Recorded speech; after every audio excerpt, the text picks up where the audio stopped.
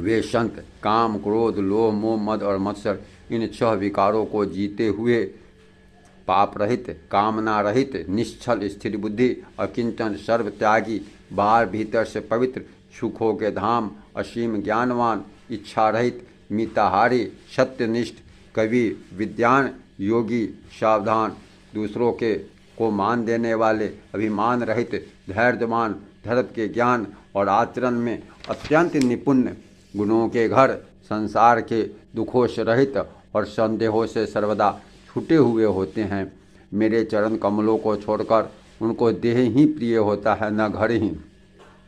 कानों से अपने गुण सुनने में सकचाते हैं, दूसरों के गुण सुनने से विशेष हर्षित होते हैं।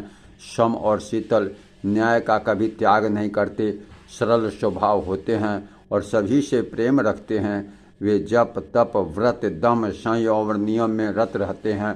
गुरु गोविंद तथा ब्राह्मणों के चरणों में प्रेम रखते हैं। उनमें श्रद्धा, क्षमा, मैत्री, दया और प्रसन्नता है। मेरे चरणों में निष्कपट प्रेम होता है तथा वैराग्य, विवेक, विनय, विज्ञान, परमात्मा के तत्व का ज्ञान और वेद पुराण का यथार्थ ज्ञान रहता है। वे दंभ, अभिमान और मद कभी नहीं करते और भूल कर भी कुमार्ग पर पैर नहीं रखते। सदा मेरी लीलाओं की गाते सुनते हैं और बिना ही कारण दूसरे के हित में लगे रहने वाले हैं। हे मुनि सुनो, संतों के जितने गुण हैं उनको सरस्वती और वेद भी नहीं कह सकते, शेष और शारदा भी नहीं कह सकते। यह सुनते ही नारद जी ने श्री राम जी के चरण कमल पकड़ लिए। दीनबंधु कृपालु प्रभु ने इस प्रकार अपने श्रीमुख से अपने भक्तों के गुण कहे। भगवान के चरणों में बार बार सिर नवाकर नारद जी ब्रह्मलोक को चले गए। भगवान गोस्वामी श्री तुलसीदास जी कहते हैं, वे पुरुष धन्य हैं जो सब आशा छोड़कर केवल श्री हरि के संग में, श्री हरि के रंग में रंग गए हैं। जो लोग रावण के शत्रु श्री रामचंद्र जी का पवित्र यश गावेंगे और सुनेंगे, वे वैराग्य, जप और योग के बिना ही श्री रामचंद्र जी की दृढ़ भक्ति पावेंगे।